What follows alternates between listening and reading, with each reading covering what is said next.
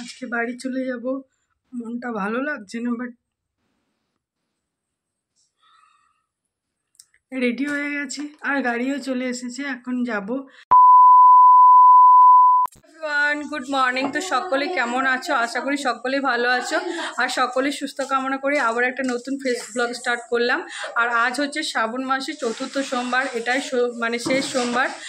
তৃতীয় সোমবারে জল দিতে পারিনি, বাবার মাথাতে তাতানের অসুস্থ ছিল, ডক্টর দেখাতে নিয়ে গেছিলাম সকাল সকাল, আর একটু শারীরিক প্রবলেমের জন্য সেজন্য দিতে পারিনি। আর এখন আজকে যাব শ্রাবণ মাসে চতুর্থ সোমবারে জল ঢালতে। যেহেতু আমি আমার বাপের বাড়িতে আছি সেই জন্য গ্রামেই জল দেব। আর ওখানে নদীতে গিয়ে একবার স্নান করে নিয়েছি, এই দেখো আবার একবার নদীতে গিয়ে স্নান করবো। তো তোমাদের সাথে পুরো ব্লগটাই শেয়ার করব, আশা করি তোমাদের ভালো লাগবে। তো চলো ভিডিওটি কন্টিনিউ দেখো। আর চলো, নিয়ে নিয়েছি ধুতুরা ফুল, আকন্দা ফুল, তারপর ফল, তারপর এই যে কলকে ফুল, আর এখানে নিয়ে নিয়েছি গঙ্গা জল, ঘি, মধু, এই সকল। আর এখানে আছে দুধ, আর এখানে নিয়েছি ধূপ, সুগন্ধি ধূপ। তো চলো জলটা দিয়ে আসি বাবার মাথাতে।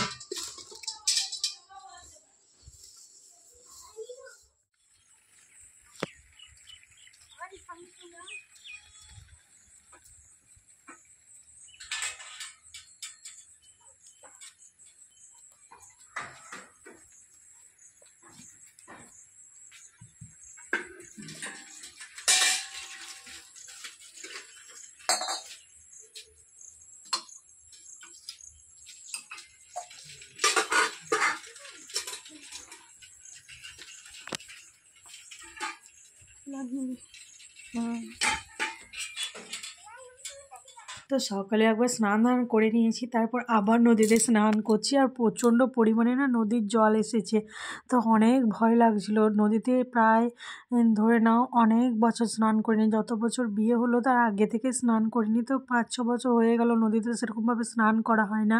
তো সেই জন্য নদীতে নেমেই প্রথমে ভীষণ ভয় পাচ্ছিলাম, তারপর একটু সাহস জুগিয়ে চলে গেলাম নদীর ওই একদম মানে খানিকটা দূরেই গেলাম, তারপর স্নান করব। তো তাতানোর পাশ দিয়ে সাইড থেকে ভীষণ চিৎকার করছিল যে মা তুমি ডুবে যাবে, নদীর অনেকটা জল এসেছে সেই জন্য।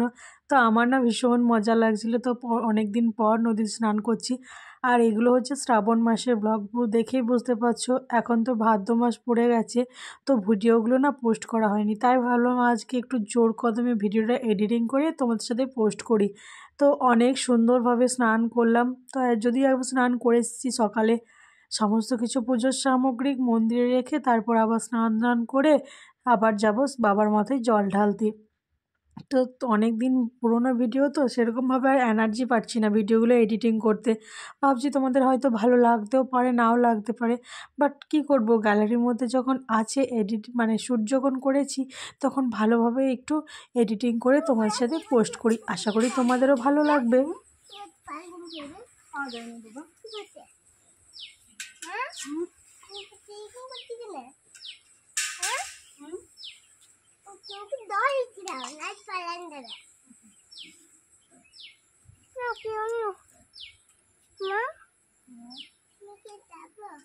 না অমনি করো না দাদা।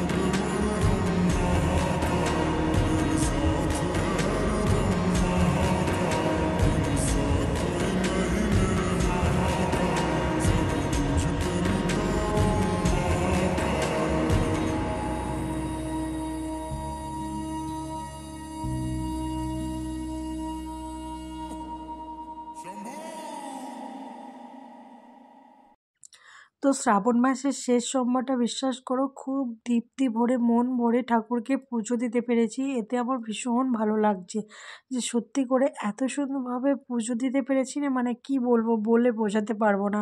তো অনেকই ইচ্ছে ছিল, মনের ঈশ্বরকে জানালাম যাতে সকলকে ভালো রাখে, তোমার দাদাভাইকে ভালো রাখে, তাতান বাবাকে আমার ভালো লাগে।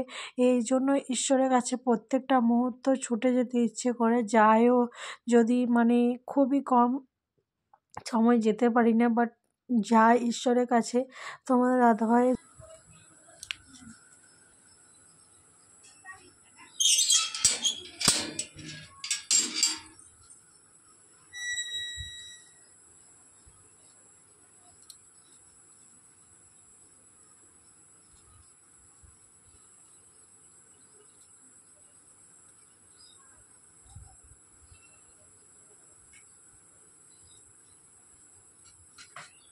বাড়ি চলে যাব, মনটা ভালো লাগছে না, বাট রেডি হয়ে গেছি আর গাড়িও চলে এসেছে, এখন যাব। তাতান গেছে মায়ের সঙ্গে দোকান ওই সাইডে কিছু চিপস কুরকুরে আনতে, ও মাকে বললো চলো, তাই মা নিয়ে গেলো চিপস কুরকুরে আনতে। আর এখন আমি রেডি সেডি হয়ে গেছি, ব্যাগ এখানে, এখানে একটা আরও দুটো ব্যাগ আছে। তো গিয়েও তোমার দাদাভাইকে পাবো না, এখান থেকেও যাচ্ছি।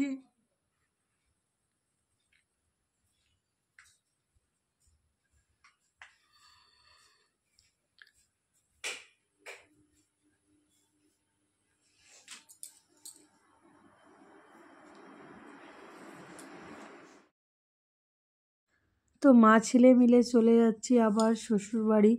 তো মনের মধ্যে কতটা যে কষ্টের মধ্যে নিয়ে যাচ্ছি তোমাদেরকে বলে বোঝাতে পারবো না।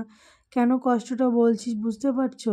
এখান থেকে মা বাবা ভাইকে ছেড়ে যাচ্ছি, যদি আমাদের দাদাভাই থাকতো বাড়িতে গিয়ে ওকে পেতাম, বাট কি বলো তো, ও বাড়িতে নেই, ওকে কাজের জন্য বাইরে থাকতে হয়, তোমরা তো জানোই। সেজন্য কষ্টটা আরও বেশি দ্বিগুণ হয়ে যায়, কারণ বাড়িতে গিয়েও ওই মানুষটার মুখও দেখতে পাবো না। তো সেই জন্য ভীষণ খারাপ লাগে, কিন্তু আবার পরিস্থিতিকে মানিয়ে নিতে হয়। সেজন্য আবার সমস্ত কিছু ঠিকঠাক করে নিজেকে যেরকম স্বাভাবিক থাকি সেরকম স্বাভাবিক করে তুলি। তো আর ভালো লাগছে না কথা বলতে, ভিডিওটা এখানেই এন্ড করব।